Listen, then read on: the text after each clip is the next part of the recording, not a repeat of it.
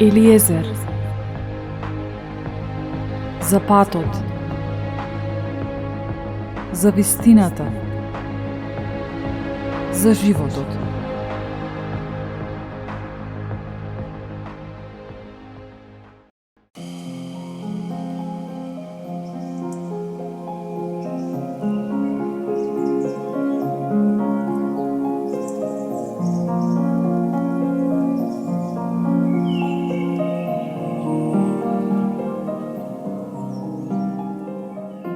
Почитувани слушатели, ви посакувам убав ден со започнување на уште едно издание на Елиезер, како продолжение на темата Обновен ум.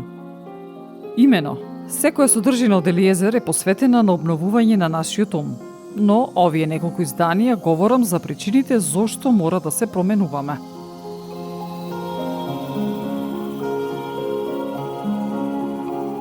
Ние мораме да го промениме начинот на кој мислиме.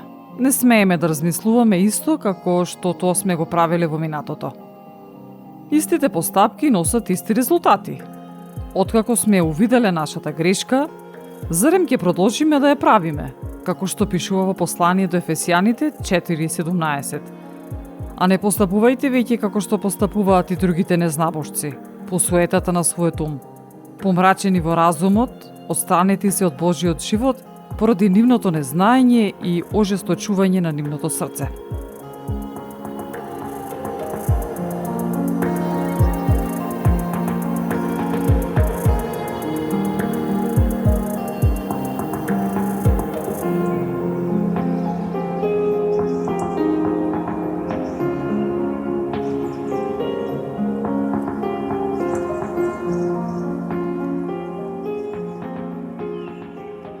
Кога се раѓаме наново, односно кога одлучуваме да живееме по Божите начела. Кога веќе го прифаќаме дарот што Небесниот Татко ни го дава, тоест жртвата што Исус Христос ја направи за нас, тогаш треба да сме свесни дека стануваме ново битие во духот. Старото помина и сега се е ново. Нашиот дух е совршен. Промената би дошла доколку нашата душа, нашето тело, би се синхронизирале со духот.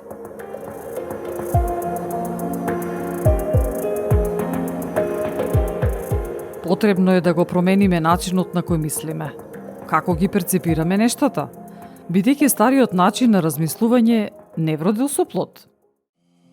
Доколку не размислуваме на вистинскиот начин, тогаш нашето разбирање станува помрачено, страно и оддалечено од животот со Господ Бог, преку нашата игнорантност.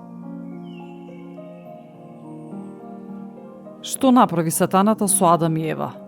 Ги натера да размислуваат поинаку, погрешно, да се сомневаат во Божјата љубов, во она што се тие, да се побунат против Бога. Веднаш штом нашите мисли не се во согласност со Божјиот збор, резултатот е правење грешка, а со тоа би имале проблеми. Многумина од нас се соочуваме со истиот проблем. Сакаме различни резултати, но мислиме исто и се однесуваме исто. Нели во изреки пишува: зашто какви му се мислите на човекот, во душата негова, таков е и тој. Нашиот живот оди во правец по кој одат нашите мисли. Доколку сакаме различни резултати од претходните, не треба само да се молиме или надеваме, или да бараме некој да не промени. Авторитетот го имаме ние.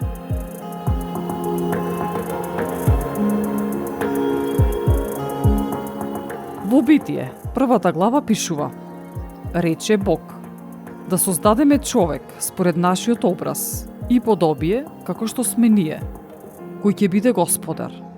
Ги благослови Бог луѓето им рече: плодете се и множете се и наполнете ја земјата и господарете над неа.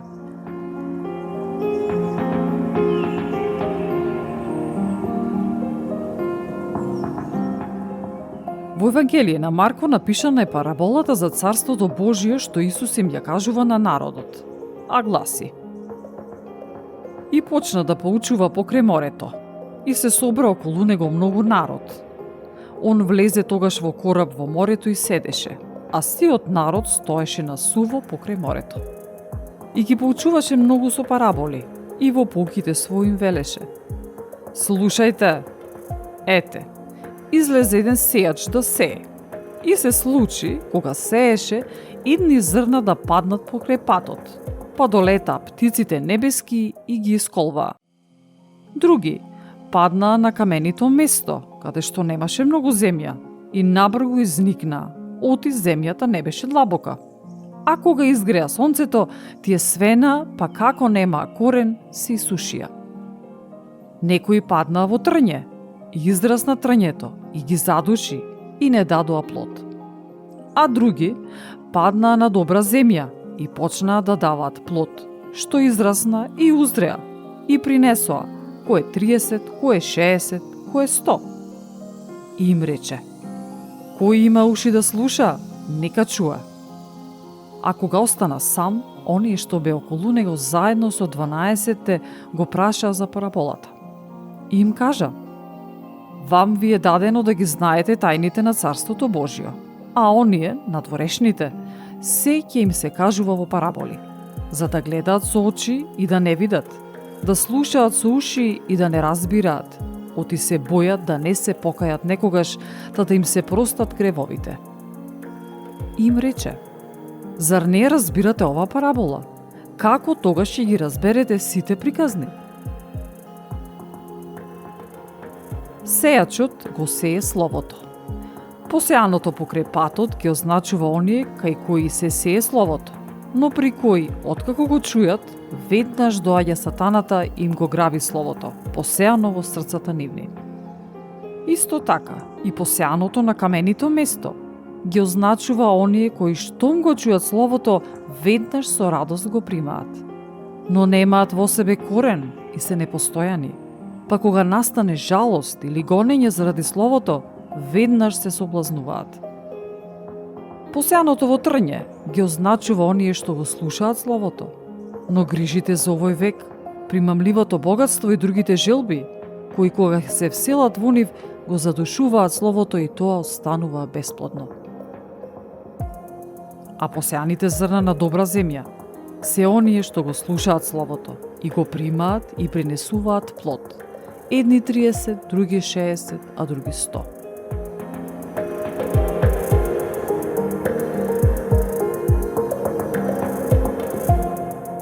Зашто служи оваа парабола? За да се објасни како функционира Божјиот збор. Исус го споредува семето со Божјиот збор, односно што представува зборот во Царството Божјо споредено со семето во овој свет. Ова е моќно.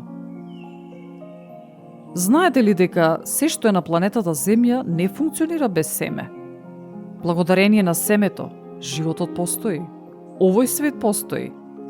Не би јаделе доколку не постојат семињата. Животните постојат благодарение на семе.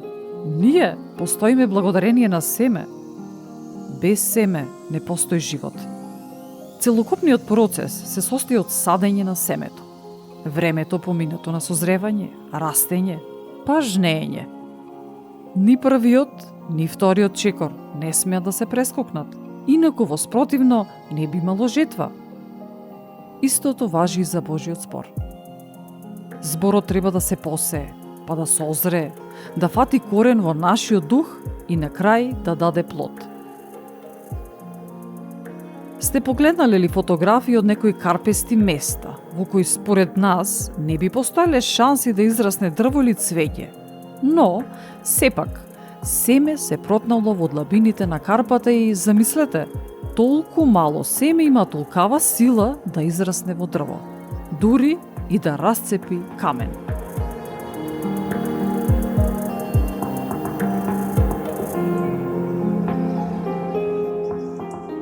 Имајќи го предвид овој пример, да се подзамислиме колкава моќ имаат нашите мисли, нашите зборови. Божиот збор е можен, но мора да го засадиме во нашиот дух, во нашето срце, да го наводнуваме. Токму во оваа парабола, Исус зборува за 4 состојби на срцето. Божиот збор е семето, што не е распадливо, како што пишува во прво послание на апостол Петар, првата глава, 23 стих. преродени не од распадливо семе, туку од вечно преку словото на живиот Бог, кој пребива во сите векови. Не постои лошо семе од Божиот збор, но проблемот е почвата. На каква почва ќе падне? Не секој има срце за да го прими Божиот збор и да го заштитува. Прашањето е: каква е состојбата на нашето срце? И секој од нас поминува низ тие 4 состојби, секој со различните животни околности и ситуации.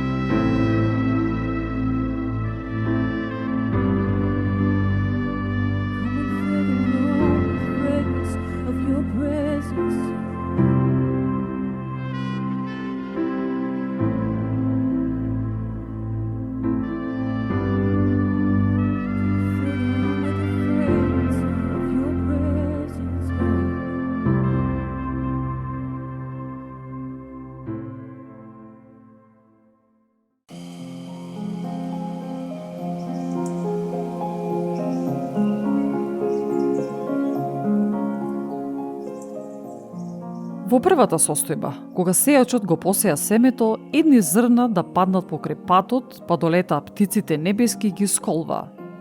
Посејаното покрај патот ги означува оние кај кои се сее словото, но при кои откако го чујат, веднаш доаѓа сатаната им го граби словото посејано во срцата нивни.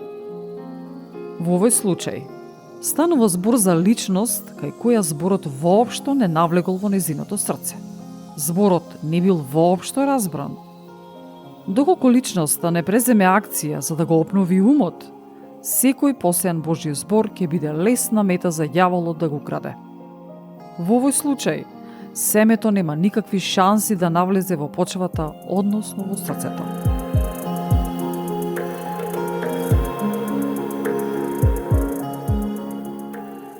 Во втората состојба, Посеаното на каменито место ги означува оние кои, штом го чујат словото, веднаш со радост го примаат, но немаат во себе корен и се непостојани. Па кога настане жалост или гонење заради словото, веднаш се соблазнуваат. Мора да бидеме реални, дека потребно е повеќе време за да се порасне, да фати корен на саденото. Да речеме дека сме посеале семе од домати на различна длабочина. На тоа што не е толку длабоко, ќе му биде потребно пократко време за да израсне, но при достигнувањето на одредена вистина растението ќе почне да венее. Зошто? Затоа што нема доволно длабок корен.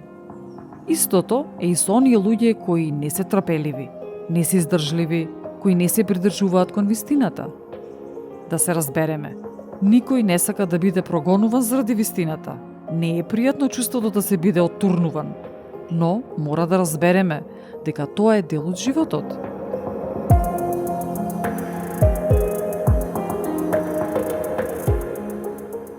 Во третата состојба, односно посеаното во трње, ги означува оние што го слушаат словото, но грижите за овој век, примамливото богатство и другите желби, кои кога се вселат во нив го задушуваат словото и тоа станува бесплодно. Со други зборови, можеме да бидеме толку зафатени што воопшто ќе немаме време за нашата врска со небесниот татко. Доколку не ставиме приоритети во извршувањето на работните, секојдневните задачи, тогаш нема да остане време за вистинските нешта. Што е приоритет во нашиот живот во моментов? Дали може би поминуваме премногу време на социјалните мрежи, или пак гледање телевизија, или озборување, или обврски околу домот, или што било друго што го зафаќа целокупното наше време?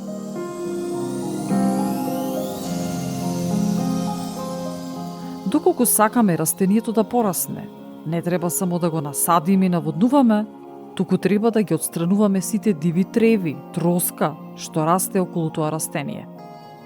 Воспротивно, троската ќе одземе сета хранливост и влага од растението и тоа ќе овене. Така и со нас. Што ни го краде времето што треба да е посветено на вистината, на Божиот збор? Каков плод ќе дадеме на ваков начин? Да, може би ќе има некакви плодови, но ќе бидат мали, ситни, нема да бидат развиени во целост. Токму заради тоа, потребно да го обновиме умот за да го задржиме фокусот во вистинската насока, да знаеме како да функционираме, да се спротиставиме на искушенијата, на нашите погрешни помисли, да му дозволиме на Божиот збор да не обликува во сликата дадена од небесниот татко.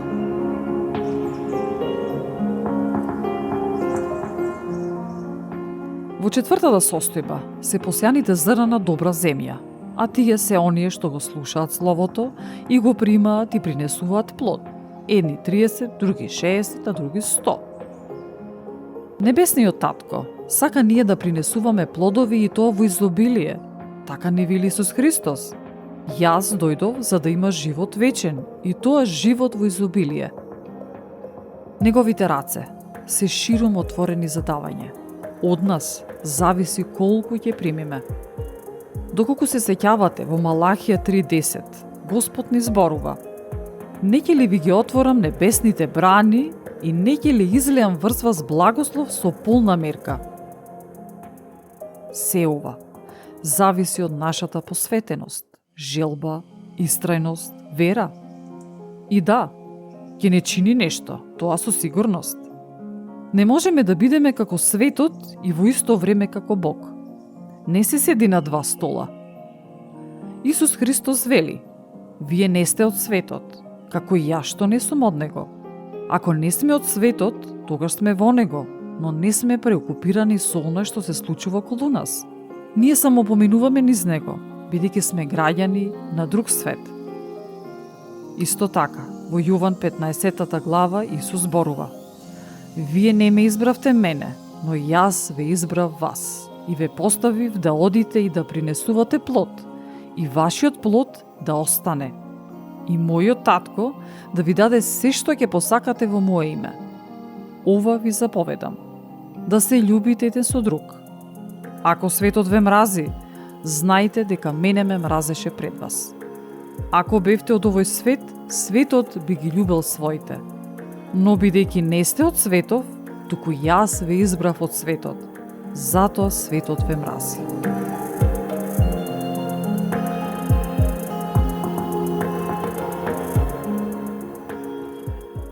Исус дава и друга парабола. Царството Божјо прилега на човек што фрлил семе в земја, па спие и станува ноќе и дење. И како никнува и како расте семето, тој не знае. Зашто земјата сама од себе донесува плод, најнапред трева, па клас и потоа и полно зрно во класот. А кога узрее плодот, одеднаш испраќа срп, зашто дошло времето за жетва. Со што да го споредиме Царството Божјо? Или со каква парабола да го прикажеме? Тоа е како синапово зрно, кое кога се сее в земја е помало од сите семења земни. А кога се посее, израснува и станува поголем од сите растенија. И кога пушта големи гранки, така што под неговата сенка може да се засолнуваат птиците небески.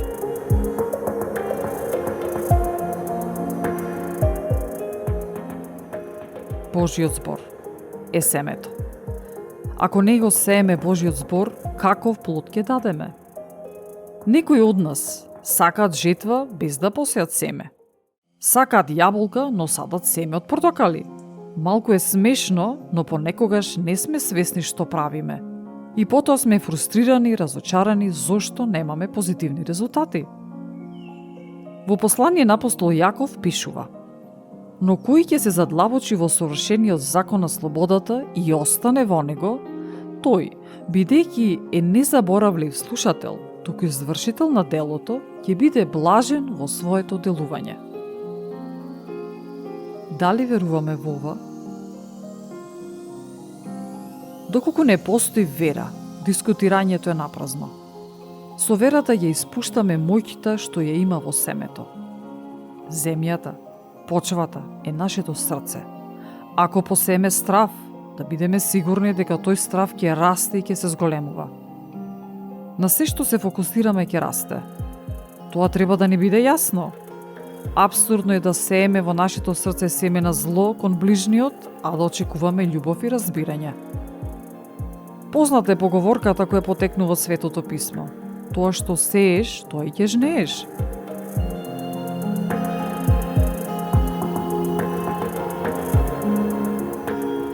Врз основа на досега кажаното, какви мисли негуваме, што сееме во нашето срце? Што сме посеале во минатото? Има ли тоа семе некаков резултат денес? Во нашиот живот ништо не доаѓа туку така, неочекувано. Што расте во нашето срце во моментов? Какви слики впиваме? Какви зборови? Какви примери на однесување земаме од другите околу нас? Дали фокусот ни е во зборувањето или можеби во смислувањето на некаква измама или лажење? Или пак срцето ни е исполнето со љубов, почит, благодарност, славење на небесниот татко?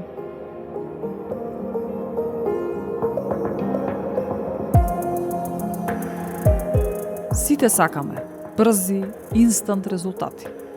Ќе истрчаме некој километар и ете, сакаме да имаме кондиција. Не функционира тоа така. Па за брзо ќе се откажеме и ќе речеме дека се е залудно. И обновувањето на умот не е процес кој трае само неколку дена.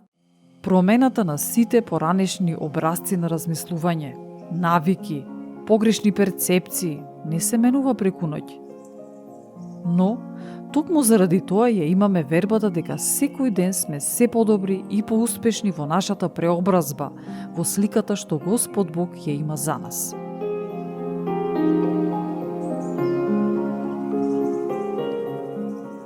Божиот збор е жив. Потребно да го декларираме, да го изговараме, да го насадиме во нашето срце, да го одржуваме и да бидеме сигурни дека ќе донесе плод.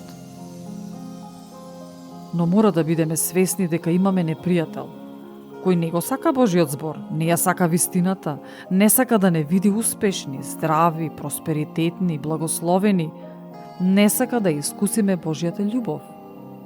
Ѓаволот, Не мрази и се ќе направи само ние да бидеме подалеку од Божиот збор. Подалеку да бидеме од промената. Се ќе стори, за да не ни остане време да обрнеме внимание на вистината. Ќе ни дава лажна представа за нештата, ќе не лаже, ќе ни дава непотребни обврски, лажна забава, ќе ни едуцира со погрешни вистини, ќе ни го представува гревот како да не е нешто посебно. Штом ќе сакаме да посветиме време на молитва или откривање на суштината на Божиот збор, ќе ни се приспие, ќе добиеме телефонски повик и какви не други случаи. Дали сме подготвени за нашата промена?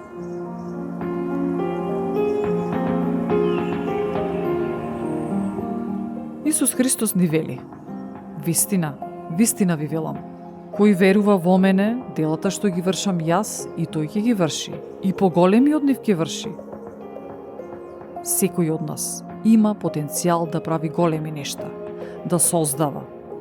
Но она што создава не сме ние самите по себе, туку Божиот збор засаден во нас. Се што треба да направиме да го земеме зборот и да го заштитиме и за одредено време ќе произведе плод.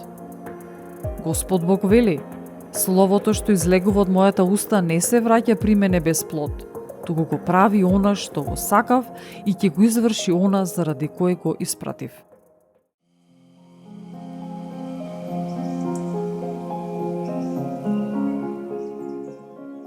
Бог ќе застане покрај секого и ќе очекува некој да покаже интерес и да се посвети и да каже: Господи, еве сум јас, ќе го земам Твојот збор и ќе дозволам да ми го правува животот. Ќе доминирам над моите емоции, ќе доминирам над моето мислење и над се со Твојот збор. Бог бара таков човек. Дали би сакал? Дали би сакала да бидеш тој човек? Не станува збор за одлука што се носи само денес, туку без оглед на околностите одлуката да биде непроменета. Дури тогаш резултатите се видливи. Дали ќе бидеме посветени?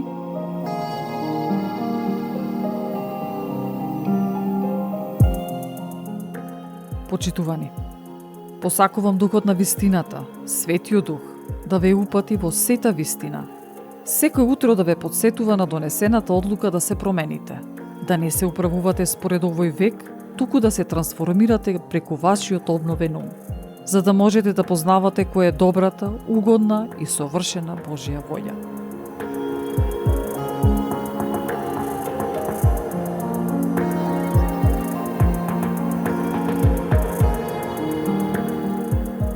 Ја следевте емисијата Елиезер со Елена Ѓурѓевска-Костадиновиќ, под покровителство и во соработка со Господ Исус Христос и Светиот Дух.